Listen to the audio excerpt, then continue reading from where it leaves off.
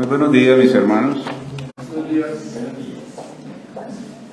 Bueno, por la gracia y misericordia del Señor, vamos nuevamente a escuchar su palabra. Y quisiera nuevamente orar antes de empezar. Señor, hoy te damos gracias por el privilegio, Señor, que nos das de poder oír tu palabra, Señor. Gracias, Señor, por permitirme hoy ser portavoz de ella, Padre. Permite que nuestros corazones sean sensibilizados, que podamos, Señor, entender el propósito de esta palabra y que dé fruto, Señor, en nuestro corazón. Hoy es tiempo de regocijo, Señor, pero también de entender el por qué, Señor, a través de este calvario, Señor, que vas a vivir, tú sufriste por nosotros. De entender ese propósito con el cual, Señor, nos has dado el privilegio de ser llamados tus hijos. Y permite hoy, Señor, que nuestro corazón esté dispuesto para ejercer y poner por obra las verdades del Evangelio. En Cristo nuestro Señor. Amén.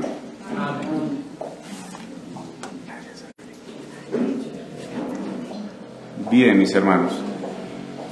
Quisiera que fueran allí a sus Biblias y buscaran, vamos en el texto de Mateo, capítulo 27, versículos 27 al 32. Mateo 27, 27 al 32.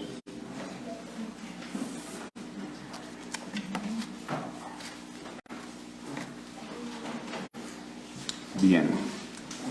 Y he colocado como título a esta predicación el sufrimiento y la humillación del Rey de Gloria.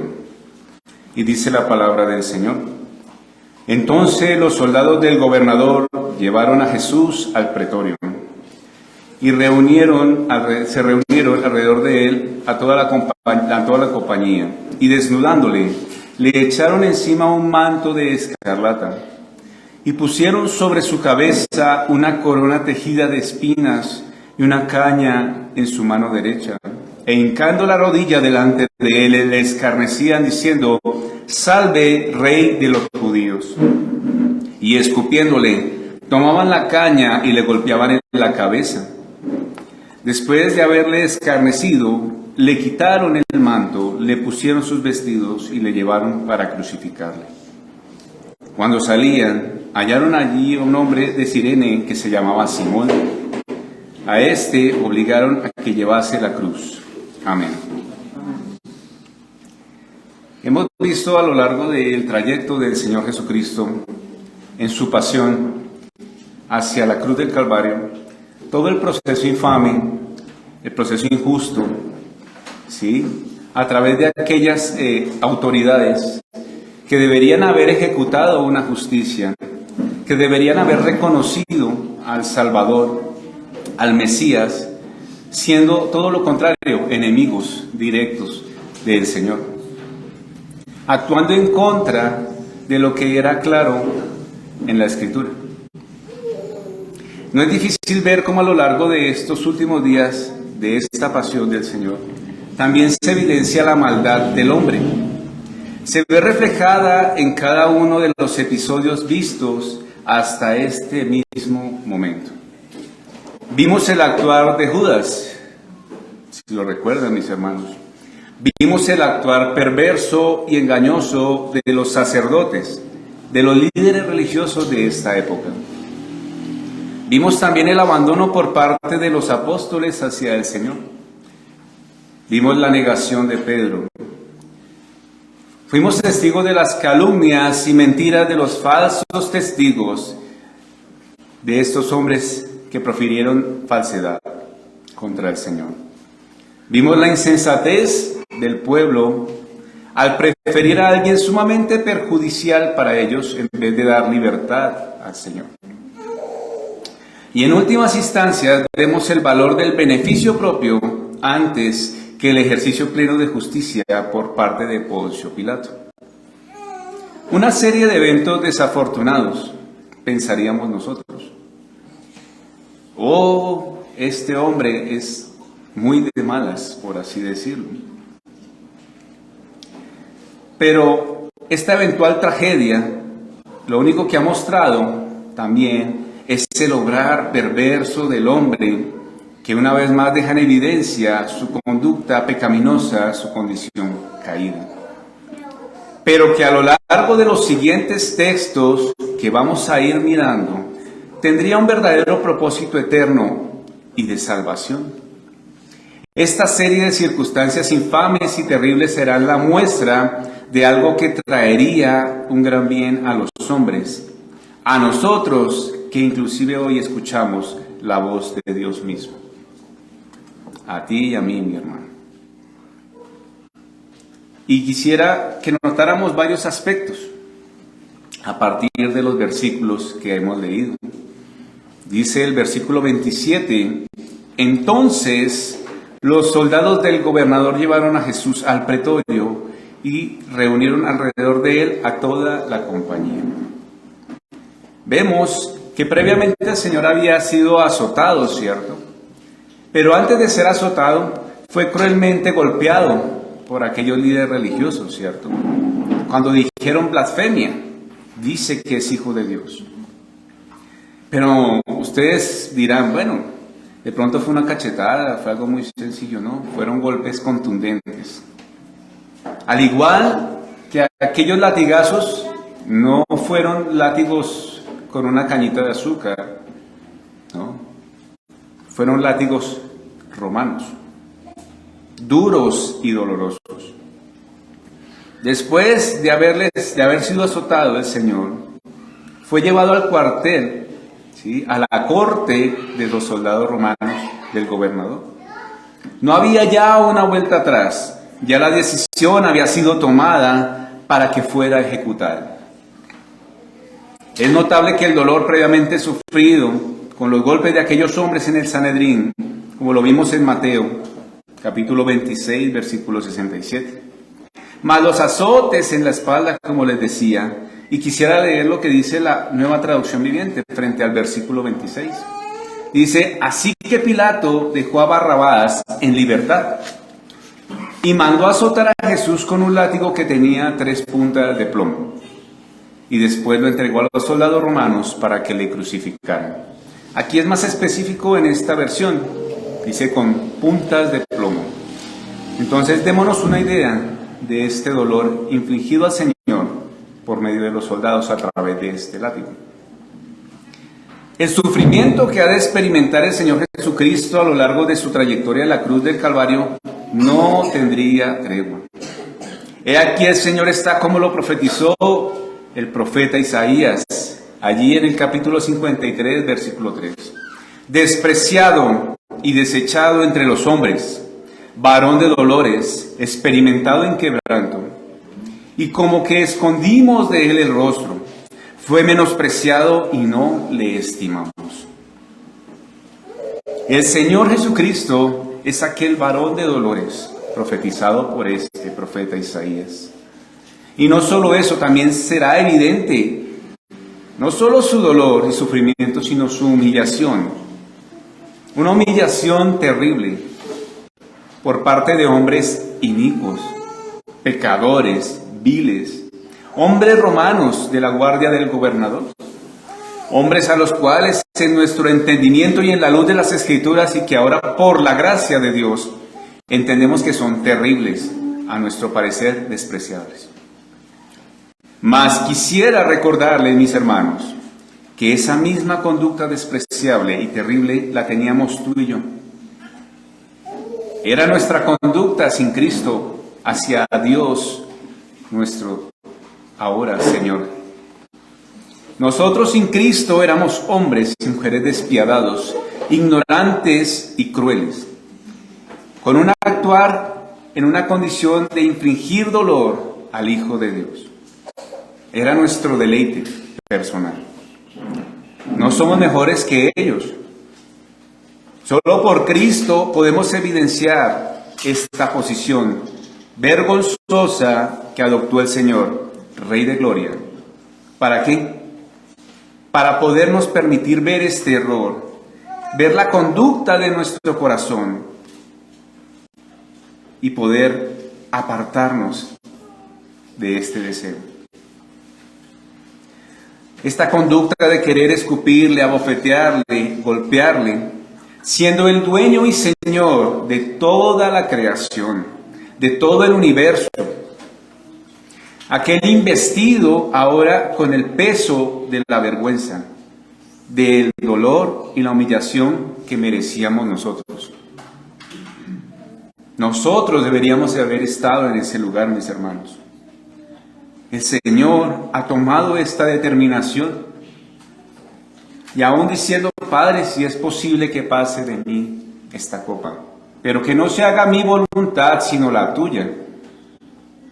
El Señor tenía claro el propósito con el cual iría a la cruz, tomando nuestro lugar y aseverando en sí mismo toda la humillación que deberíamos tener nosotros como pecadores.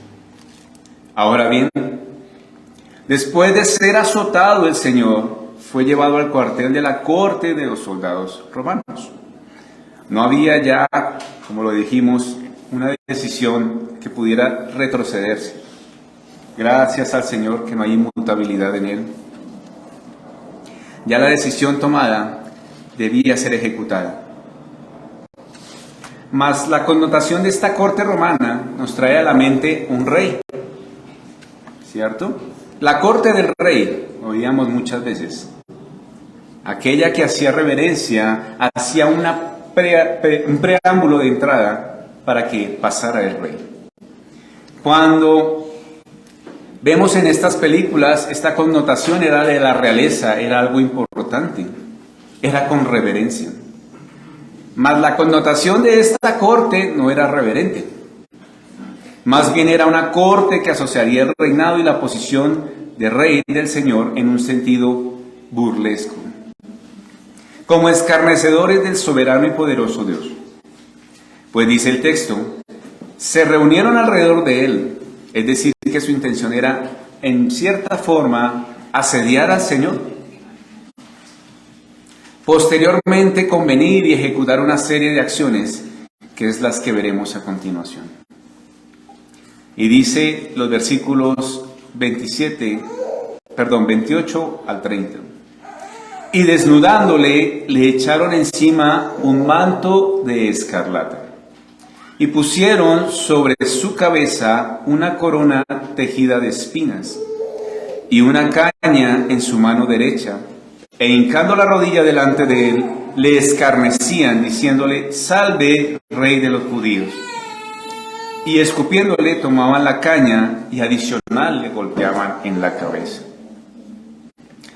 Vemos que no es solamente un proceso previo, sino que ahora es aún más el ímpetu de crueldad dado hacia el Señor. Pues no solo les basta con azotarle, con golpearle anteriormente, sino que también ejercen una acción de desnudarle. Le ponen un manto escarlata en relación a la realeza en un sentido burlesco. Y en su desnudez quiero que notemos varios aspectos, mis hermanos. Uno de estos aspectos en su desnudez es que fue expuesto de manera extremadamente vergonzosa. Y pregunto yo, ¿al caso alguno de nosotros tendría algún gusto o se sentiría muy bien en este mismo instante si fuera expuesto públicamente en su desnudez? Probablemente no. Este es un sinónimo de vergüenza, mis hermanos. Estos textos nos dan una previa luz de lo que el Señor Jesús tuvo que pasar para poder hacernos libres de nuestro pecado. Este es el proceso difícil, el camino hacia la cruz.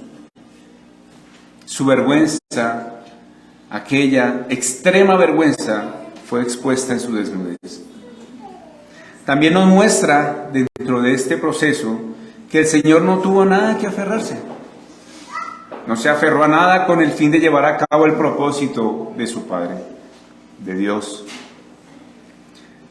Con lo cual, en este sentido deberíamos ponernos a pensar qué tan evidente es nuestro aferro o nuestro apego a las cosas del mundo.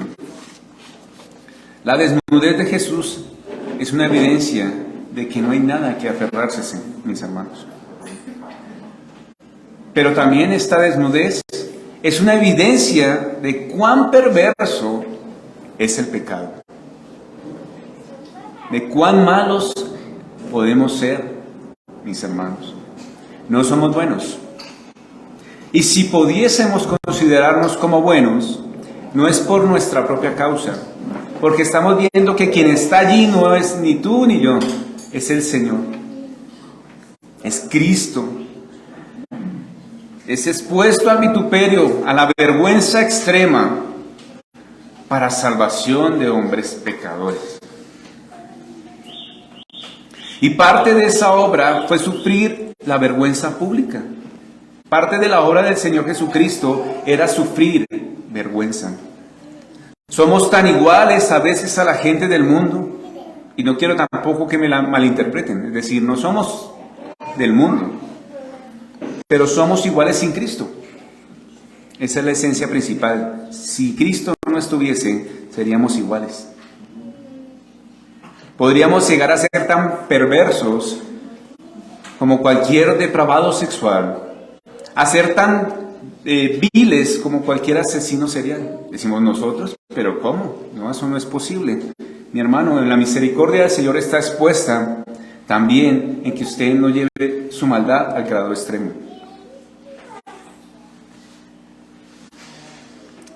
He aquí que Cristo refrena la maldad en nosotros, haciéndose vergüenza.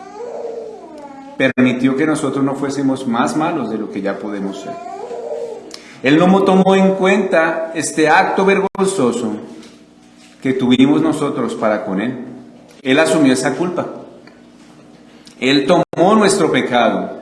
Jesús fue expuesto y eso es una manifestación de amor, mis hermanos. Mi pregunta es, frente a esta manifestación de amor, ¿qué tan dispuestos estaríamos nosotros a amar a alguien que nos ha maltratado? A alguien que nos ha humillado hasta lo sumo, que nos ha ultrajado vergonzosamente. ¿Estaríamos dispuestos a pasar esta vergüenza aún por alguien desconocido? Y peor aún, si además es hostil, ¿estaríamos dispuestos a dar, más allá de solo amarlo, a dar nuestra vida por aquel que nos aborrece con todas las fuerzas? Probablemente nuestra respuesta es un no. Y déjenme decirles, mis hermanos, que el Señor Jesucristo sí lo hizo. Lo hizo por ti y por mí. Nosotros le escupimos en el rostro, nosotros le vituperamos, nosotros fuimos quienes dimos la espalda al Señor. Pero en su manifestación perfecta de amor, hizo esto por nosotros. Lo hizo por nosotros, quienes éramos enemigos de Dios. Ahora bien, seguimos en este orden de humillación y sufrimiento. No ha terminado. Continúa el texto diciendo que además le echaron encima un manto escarlata. ¿Cierto? Recordemos que el color púrpura o un tono rojizo se asociaba mucho con el proceso de la realeza. Vemos el llamado del Señor a través de la realeza. ¿Cierto? La intención de los soldados no solo era maltratarlo, sino burlarse. A su título como rey, menospreciar el rey, Dios Todopoderoso. Su humillación fue más allá. Aparte de hacerse hombre, que ya era humillante para el Señor, Dios Todopoderoso,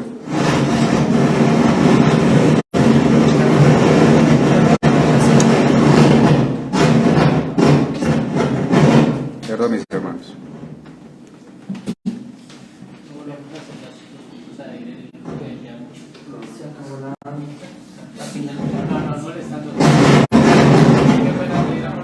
¿Señor? No, que qué pena, que no molestar. Ah, cambiemos el entonces. Que se va.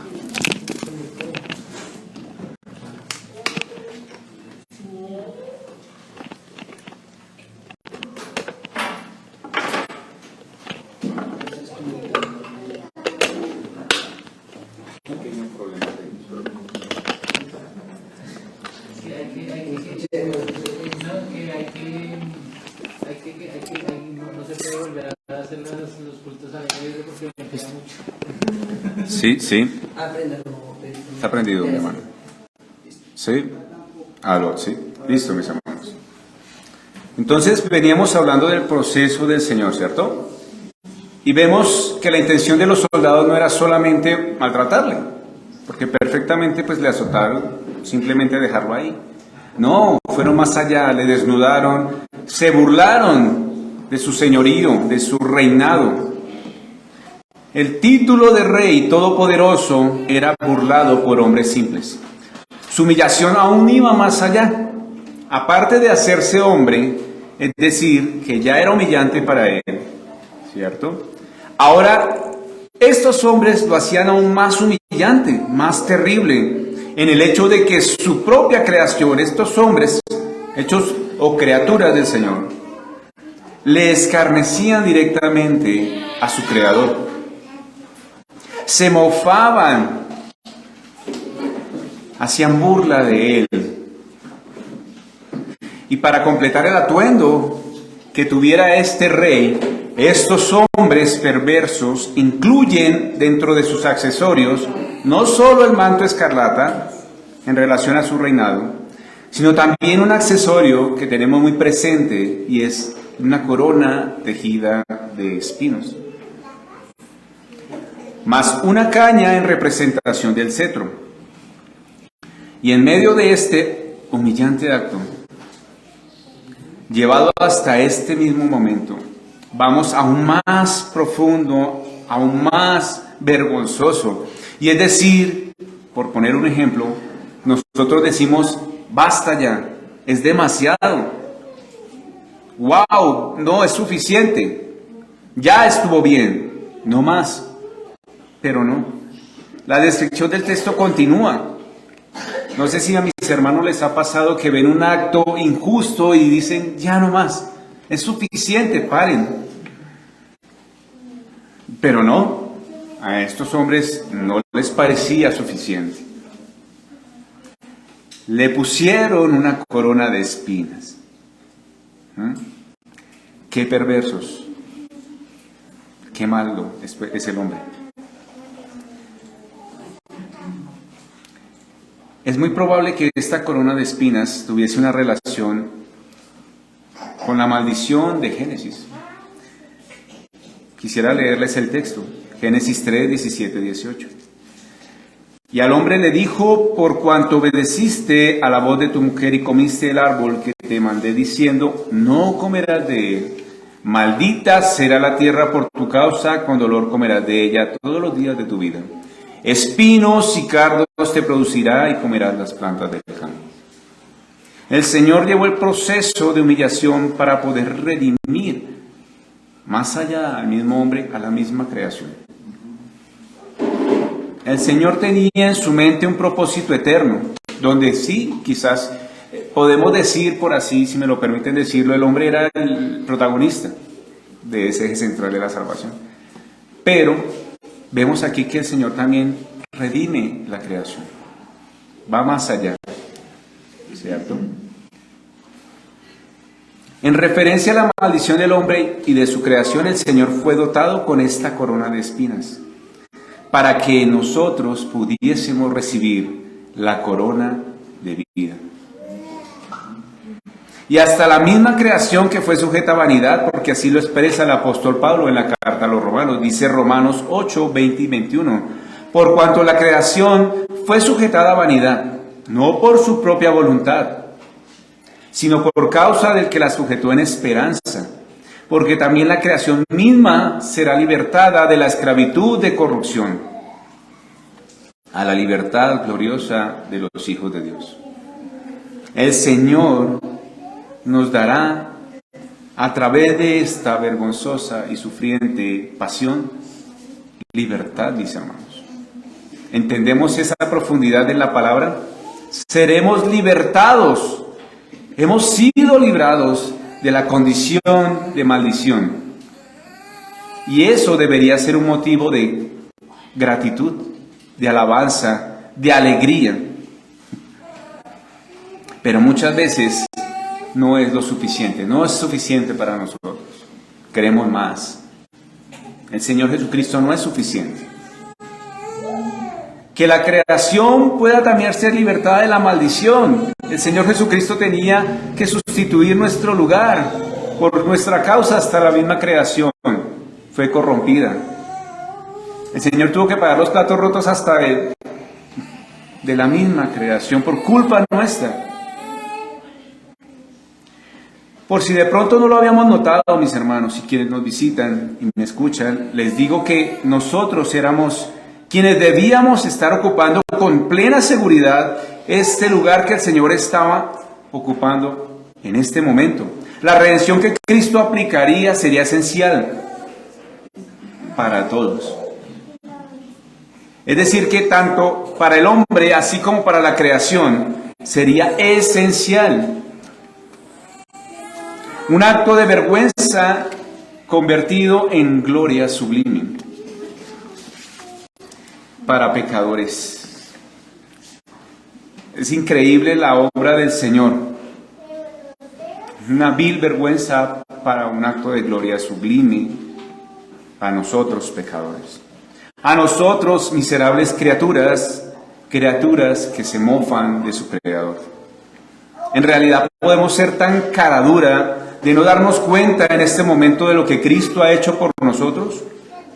¿No podemos sensibilizarnos con el dolor del Señor? Si esto no te sensibiliza como creyente, no deberías llamarte creyente, mucho menos hijo de Dios.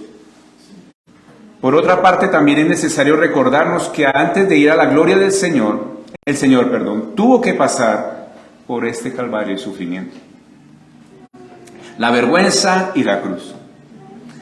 Con lo cual también esto me trae a memoria y quiero recordarles a ustedes, mis hermanos, aquellos que están conmigo en la fe, que han creído en el Señor, que es necesario padecer por causa de su nombre y sacrificio. Es decir, que si no estamos dispuestos a ser partícipes de sus padecimientos, de su aflicción, de las persecuciones del mundo, no podemos considerar que el Señor nos haga parte de su gloria, de su reino venidero. Por lo tanto, mi pregunta es aquí también: ¿somos del mundo o somos de Cristo? ¿Cómo nos identificamos? ¿Te identificas con los padecimientos del Señor? ¿Eres partícipe de las aflicciones de Cristo? Cuando estás en medio de la aflicción o la enfermedad, de la misma vergüenza, quizás decir que eres creyente, ¿te avergüenzas de eso? ¿Cómo es la forma en la cual actúas cuando estás allá, te hallas en medio de una prueba? ¿Tienes la voluntad que el Señor tuvo para ir a la cruz y vencer? ¿O quieres huir y retroceder? Hay que tener presente estar alegre cuando estemos en diversas pruebas. Dice así el libro de Santiago. Porque por lo general es un sinónimo de que estamos con el Señor. Contrario a lo que muchos piensan, a veces el Señor en su misericordia nos permite estar bien. Pero mis hermanos, vendrán tiempos difíciles. Si en su soberanía el Señor nos da la gracia de quizás no padecer tanto, entre comillas, la gracia, gloria a Dios. Pero si tenemos que hacerlo, pues es nuestra responsabilidad cumplir como seguidores del Señor. Seguir, como lo cantábamos anteriormente, firmes. Entendiendo también, como lo cantábamos, el gran amor de Dios. Seamos partícipes de estas aflicciones y tengámoslas con alegría. En este sentido, mis hermanos, dice la palabra, en este mundo habrá aflicción. Pero qué gloria nos da el Señor. Dice, confíen porque yo pasé por la vergüenza y el sufrimiento y he vencido a este mundo. Amén por eso. Ahora adicionamos más vergüenza y más sufrimiento. O sea, esto es un declive en el Señor. Más humillado. Pues la narración continúa diciendo, e hincando la rodilla delante de él, le escarnecía diciéndole, salve, rey de los judíos. Y escupiéndole, tomaban la caña, y en otra versión dice, le tomaban turnos para golpearle en la cabeza. ¿Por qué digo que añadimos más vergüenza y humillación? Sencillo, porque aparte de burlarse, hay un acto de irreverencia directa. Yo puedo burlarme en cierta forma, pero de manera directa, eso es irreverencia, más allá de la misma burla. Se mofaban del título de rey. En paralelo con el texto de Marcos, dice que comenzaron a saludarle.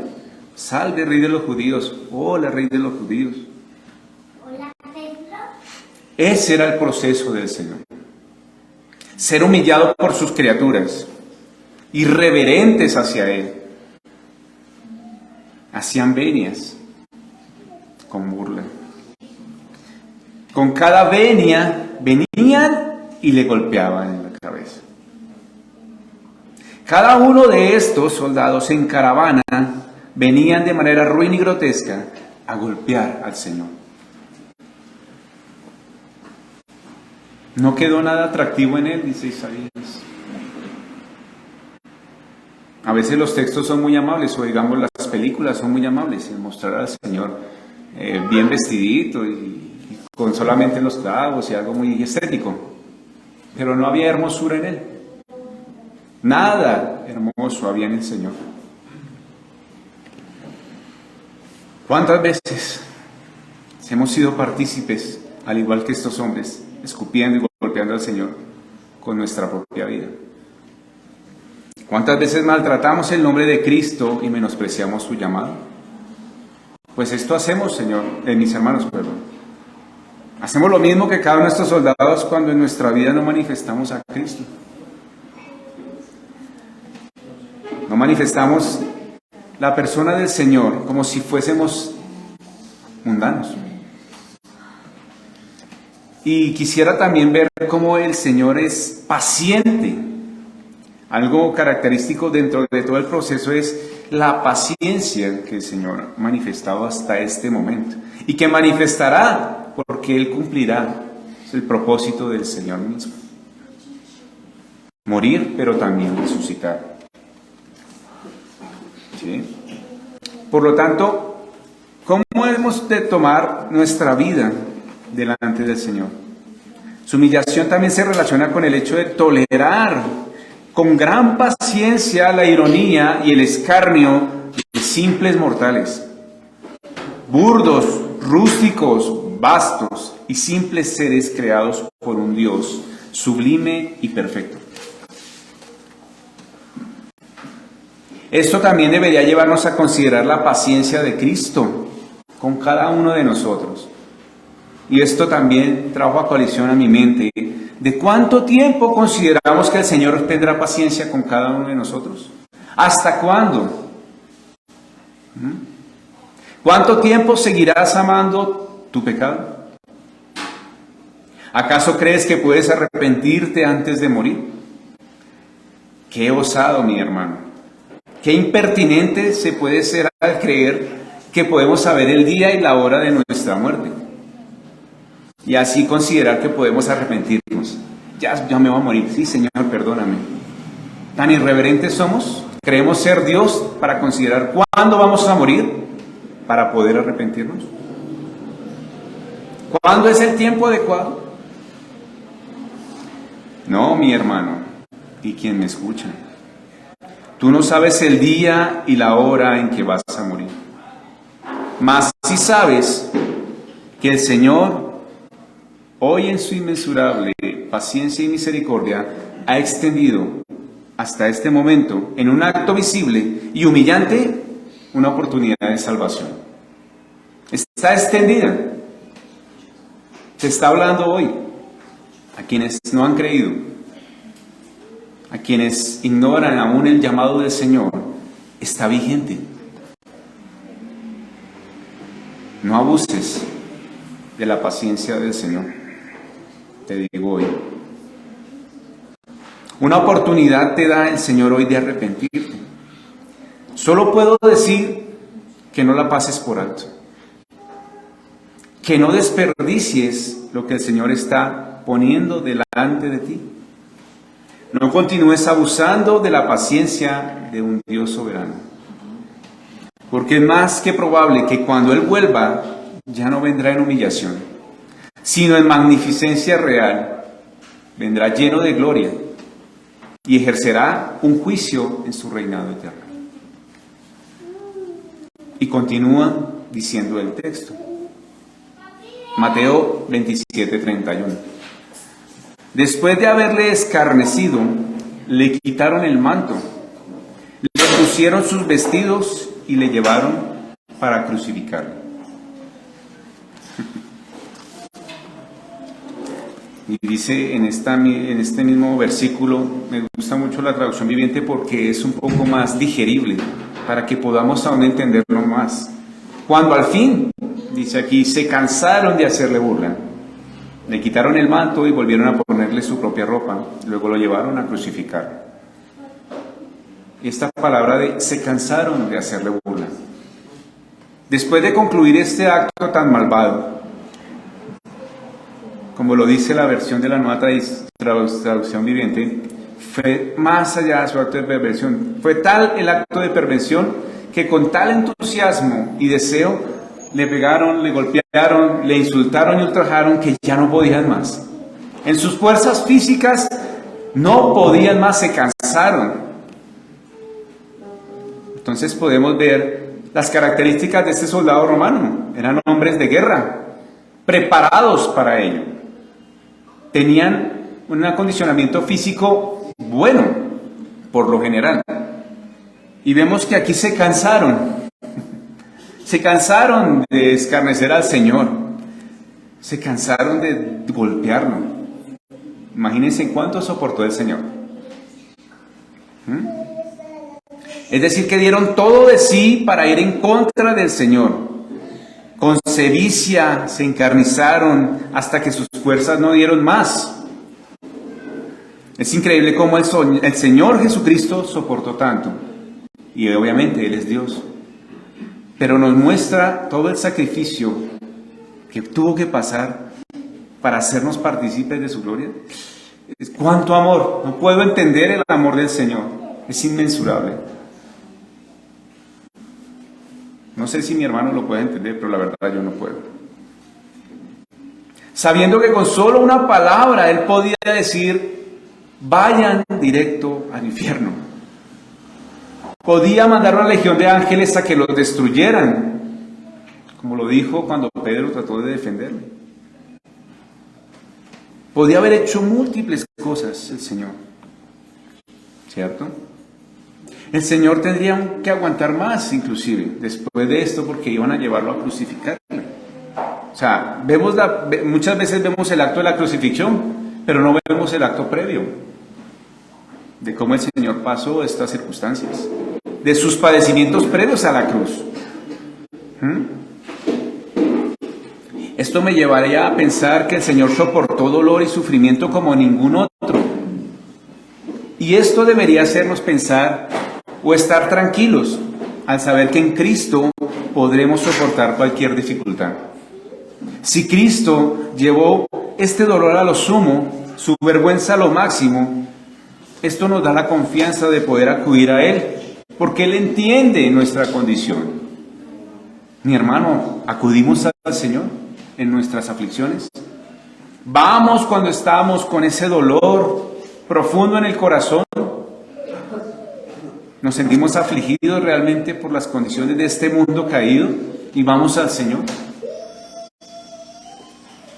Entendamos que el Señor soportó gran dolor, gran vergüenza. Fue abandonado. ¿Sí?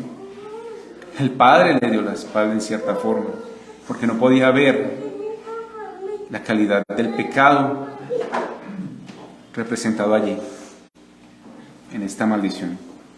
Cristo se hizo maldición por nosotros. Este es nuestro consuelo, que el Señor nos conoce, que el Señor entiende mi debilidad. Y como diría el himno, este himno que me gusta también es el 490, dilo a Cristo. Si te sientes débil, confundido, tentado, defraudado, solo, triste, ve a Cristo. Dilo a Él, entrega tu aflicción al Señor. Ligera es la carga del Señor. Deja tu carga en Él. Fíate solamente en el Señor.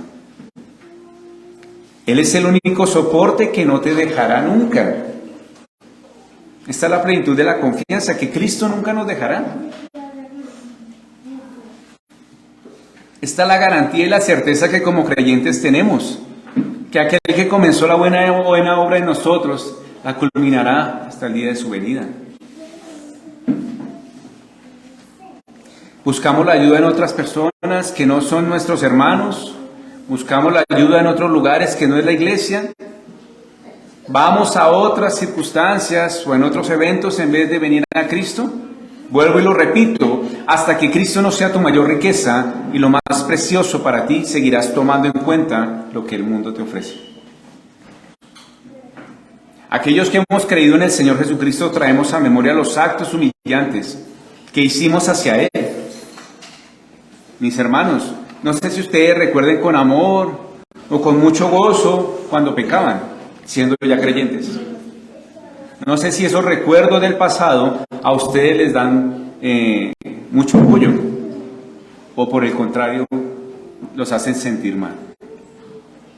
El pecado que durante mucho tiempo hicimos y fue a nuestro parecer gustoso y placentero nos recuerda la vergüenza por la cual nuestra maldad hizo pasar al Señor. ¿Sientes vergüenza ahora por tu pecado? Ahora entendemos el alivio permanente que el Señor nos ha dado por medio de su humillación. Ya no tenemos más esa vergüenza, ya no tenemos más al acusador. Ya Satanás no tiene dominio ni control sobre nosotros. Y gloria a Dios por eso. Es tranquilizante, mis hermanos, saber que esto que hicimos ya no volverá a enseñorearse de nuestras vidas. Que ahora hemos sido libertados, como lo leíamos allí en el texto. Por obra de Cristo hemos sido libres. No olvidemos que somos lo que somos por lo que Cristo hizo posible en medio de su determinada decisión de sustituirnos. Era un lugar que debíamos asumir. Pero ni para eso éramos buenos. Gracias doy a Dios por su maravillosa inmutabilidad. El Señor nunca cambia. Y en ese acto de inmutabilidad, en su gran soberanía, en ese atributo perfecto, Él cumplió el propósito por el cual fue llamado. Por esta razón, ahora el Señor nos demanda seguir su ejemplo. ¿En qué sentido? En vivir una vida santa. También en el acto de recordar que si sentimos humillación o si creemos que algo es injusto en contra de nosotros o que otros han cometido injusticia en nuestra contra, recordemos lo que Cristo nos dejó como ejemplo. ¿Cómo actuó Él frente a sus humilladores, sus escarnecedores?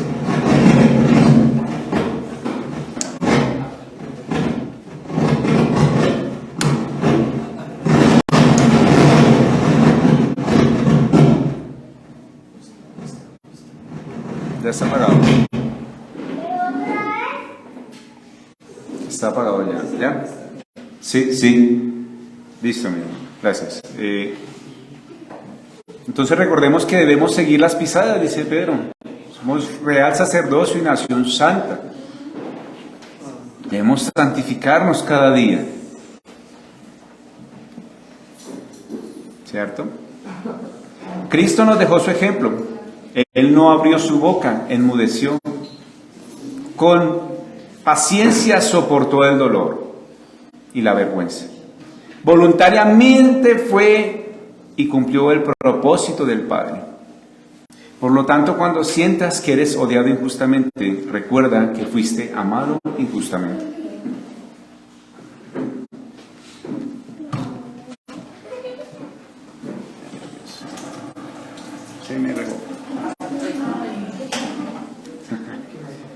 Bien, gloria a Dios. Quisiera culminar la última parte y es el versículo 32. Y dice, cuando salían, hallaron a un hombre de Cirene que se llamaba Simón, y a este obligaron a que llevase la cruz del Señor. Continúa el texto y la narración y nos muestra ahora a un hombre llamado Simón. Vemos que el Señor ha pasado este vituperio, pero ¿qué viene a hacer este hombre? Quisiera hacer un llamado de entender más.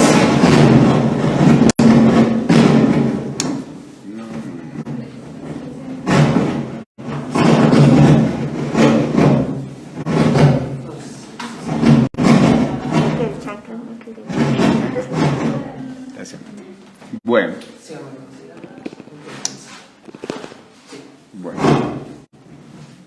Voy a hacerlo a capela, mis hermanos.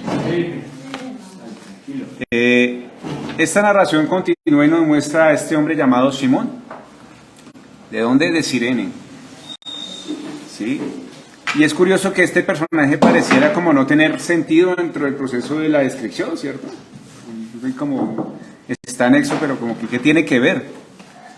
¿Sí? Más, sin embargo, hay algunos aspectos que quiero resaltar aquí en relación a quién era él, ¿no? Simón de Cirene. Vemos que era de la región de Cirene, la cual era una antigua ciudad griega. Y vemos que estaba situada más o menos al norte de África, ¿cierto? Con lo cual podríamos deducir que este hombre posiblemente era una persona de color. Posiblemente por tener estas características, los soldados romanos se enfocaron en él. Recordemos que aquí en la esclavitud pues se trajo gente de raza negra en el sentido de que eran más fuertes para el trabajo, ¿cierto? Entonces es probable que los soldados romanos dedujeran que era de raza, de color negro y tenía más fuerza para ayudar a llevar la cruz. Podríamos suponerlo en esta medida según las características. Quizá por esto fue que le obligaron a que ayudase a llevar la cruz del Señor. Pero quisiera que también veamos el paralelo de esta porción para darnos una idea, porque aquí solo especifica Simón de Cirene, pero veamos algo más. ¿Qué dice Marcos? Capítulo 15, versículo 21. Dice, y obligaron a uno que pasaba, Simón de Cirene, padre de Alejandro y de Rufo, que venía del campo a que llevase la cruz.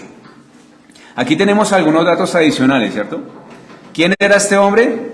De la región del norte de África, se consideraría que era de raza negra, pero también habla que era padre de Alejandro y Rufo. A este último, Rufo, se le nombra en el texto y capítulo de Romanos, versículo 13, capítulo 16. Dice lo siguiente, saluda a Rufo en las salutaciones finales del apóstol, escogido del Señor y a su madre y mía. Adicional expresa que venía del campo en esta otra parte de Marcos, ¿cierto?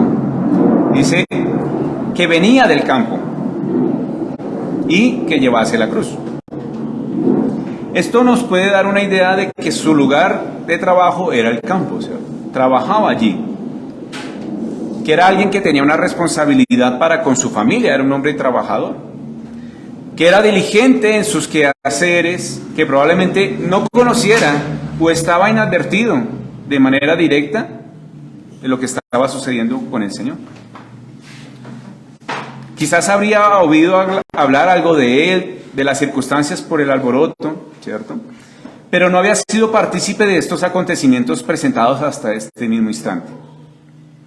Pero en medio de su inadvertido conocimiento del Señor, viene a estar implicado de manera directa con él. Es probable que tuviese otros planes, dijo, voy para mi casa, me voy a ir a almorzar, no sé. Que en su caminar nunca hubiese imaginado que tendría que hacer algo con lo cual no contaba. Fue obligado, ¿cierto? Y esto me hace pensar en que el haber tenido este contacto con el Señor y estar presente en el proceso de acompañarle en su camino hacia la cima del Gólgota, le cambió en gran manera. Hizo que mirara al Señor de una manera distinta. No era igual que los otros que iban a ser crucificados. Había algo en el Señor que captó la atención de Simón de Cirene. Hizo que ya no pudiera ser indiferente al llamado que el Señor tenía dispuesto en su soberanía. Porque aunque por lo que dice el texto sabemos que fue obligado por los soldados, esto también era parte del propósito de Dios para él. Entonces es claro que quien es realmente llamado por el Señor no volverá jamás a ser el mismo. Quien conoce al Señor no puede seguir en los asuntos personales de su vida. No puede seguir en una vida sin propósito. Es claro que este hombre tuvo un cambio genuino en su vida después de este encuentro con Dios. Pues notamos, como lo dice anteriormente, que era el padre de Rufo. Y como el texto de Romanos nos muestra, este hombre, Rufo, dice Pablo, es escogido del Señor. Con lo que puede venía a mi mente y decía en mi corazón, que probablemente el Señor usó a Simón de Cirene para que le hablase a sus hijos del Señor. ¿Cierto? Este hombre probablemente fue instrumento en su casa para salvación de su familia. Y esto me da gran gozo. Porque aunque no sabemos quién va a ser salvo, es probable que el Señor nos use para bendecir a otros en nuestra casa. El Señor nos eligió para que anunciemos el Evangelio. Principalmente a los de nuestra casa, pero también a todo el mundo. El Señor puede usar circunstancias dolorosas e inesperadas para que nos acerquemos a Él, para que seamos instrumentos de bendición en medio de la humillación. Él usa la humillación para que seamos su instrumento. No es como al caso un acto de amor y misericordia dado a sus criaturas. ¿No es esto al caso un acto de amor? Aún en su vergüenza el Señor nos sigue manifestando su amor, haciéndonos instrumentos para llevar a otros a la salvación. ¿No ha sido el Señor benevolente contigo? A ti que andas extraviado, inmerso en tus cosas, inmerso en las actividades de este mundo, y de allí usó estos medios de gracia y te llamó a su presencia. Oh, cuán gloriosa fue la humillación de Cristo para nuestras vidas perdidas y descarriladas. Por lo tanto, es innegable que al encontrarnos con Jesús es imposible no tener un cambio, mis hermanos. Esta es la sección que nos enseña que Dios usa y llama a quien Él quiere y como Él quiere. En otras palabras más sencillas, es un acto simple. Ayudar a cargar una cruz es un acto simple, pero fue trascendental para esta persona. A veces queremos connotaciones sobrenaturales, que el Señor haga un milagro, que el ungido del Señor venga y pose su mano en su cabeza y lo haga convertirse. Pero cosas sencillas, como leer la palabra, puede transformar. También podemos usar esta palabra trascendental en las acciones simples, como lo decía, es decir, tuvo un cambio trascendental al llevar solamente la cruz de Cristo. Podemos pensar que algo trascendental por el Señor requiere cosas mucho más difíciles. Mas es claro que muchas veces el Señor se complace en la simpleza de cosas pequeñas, como vivir en la obediencia de su palabra. Vivir como el Señor nos manda es suficiente para que sea trascendental nuestro caminar con Él. Hay muchos Simones en el mundo que hacen su deber, que hay en su caminar con Cristo, que quizás no son reconocidos por muchos. Mis hermanos, quizás no seremos reconocidos, quizás no hay multitudes, pero aquellos a los cuales les prediquemos, ellos reconocerán al Señor por nuestra boca. Cumplimos el deber con el Señor. Aquel que predica en un hospital, aquel que con sus acciones muestra y manifiesta el carácter de Cristo a un inconverso, aun cuando este inconverso está en su contra. Cuando se presentan situaciones que se salen de nuestra comprensión, que pareciera que fuésemos sometidos por nuestros enemigos, lo más probable es que Dios nos esté diciendo, no te preocupes, es de mi parte, hazlo, porque transformará a muchos. Mis hermanos, no olvidemos que hemos sido llamados a una nueva vida, pero que para esto debemos recordar la humillante y sufriente obra de nuestro Señor. para que fuese posible vivir en la gloria y que debemos regocijarnos en lo que Cristo hizo por nosotros, pecadores. Por lo tanto, estamos llamados a seguir al Señor, a caminar, a seguir sus pisadas. Es imposible tener un encuentro con Cristo y no tomar una posición ante Él. O eres un soldado que sigue golpeando y burlándose de la persona de Cristo, o vives en su caminar y sigues así como lo hizo Simón de Cirene. Así es. Y si has creído, por lo tanto, este es un llamado, mis hermanos, de Cristo a tu vida, si no le has aceptado. Y si ya hemos creído en su nombre, para que nos afirmemos en el sacrificio y perseveremos. Si aún no hemos creído, dice, se los digo a quienes no han creído, este llamado es para que se arrepientan, para que entiendan que son enemigos de Dios, de un Dios majestuoso y todopoderoso, que puede destruir tu alma. Que su llamado de misericordia aún está vigente, está extendido hasta el día de hoy.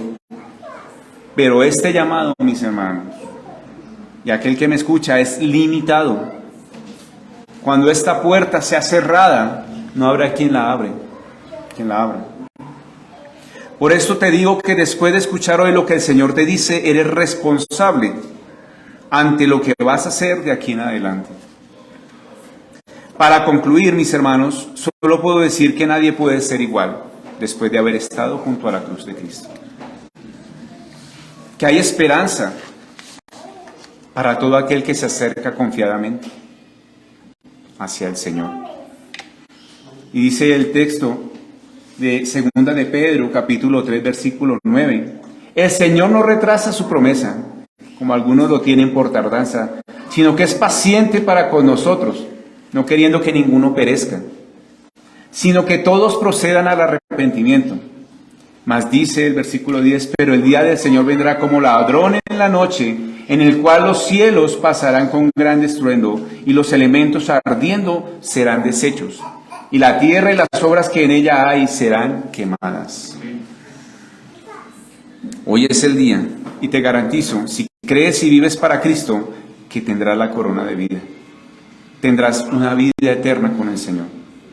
Nada es más glorioso que el Señor Jesucristo. Amén. Amén, mis hermanos. Muchas gracias.